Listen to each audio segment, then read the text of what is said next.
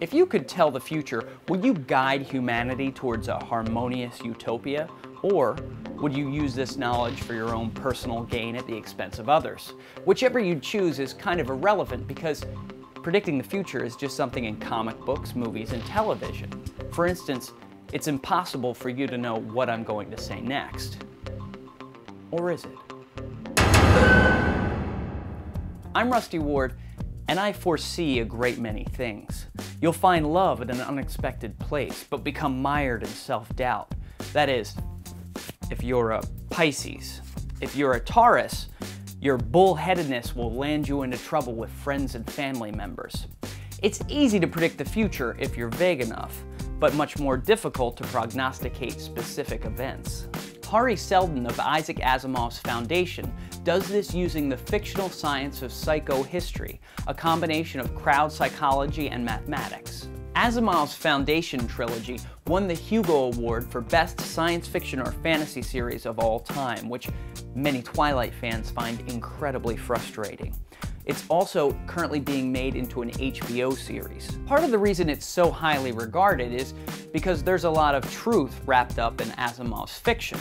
Truth about humanity, the cyclical nature of history, and the fantastic potential of science. Today, scientists are bringing Asimov's psychohistory to life. Just like in Foundation, they're using crowd psychology and mathematics to predict major world events. The real-life Hari Seldon is Philip Tetlock. He's a University of Pennsylvania professor of psychology and an expert on experts, and why their forecasts are often so terrible.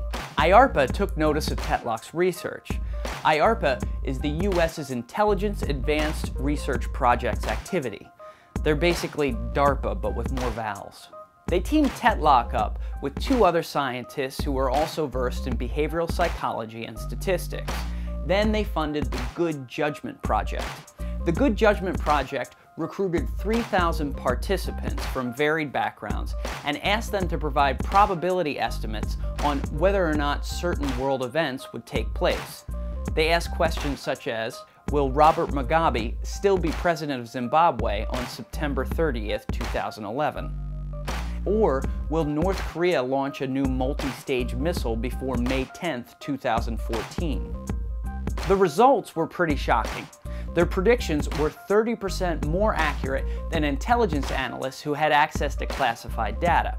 The participants in Good Judgment didn't have access to anything more than the internet. One of the top super forecasters, a pharmacist living in Maryland, says she mostly did Google searches. So how did a group of seemingly average Joes and Janes get so good at predicting the future? One of the most important aspects of this project is the wisdom of crowds.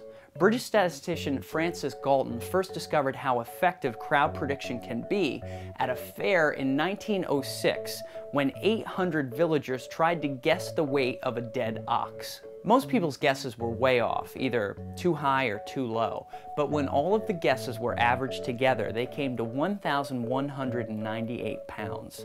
The dead ox weighed 1,197 pounds. Studies later showed that this wasn't a fluke. It turns out that the many are a great deal smarter than the few.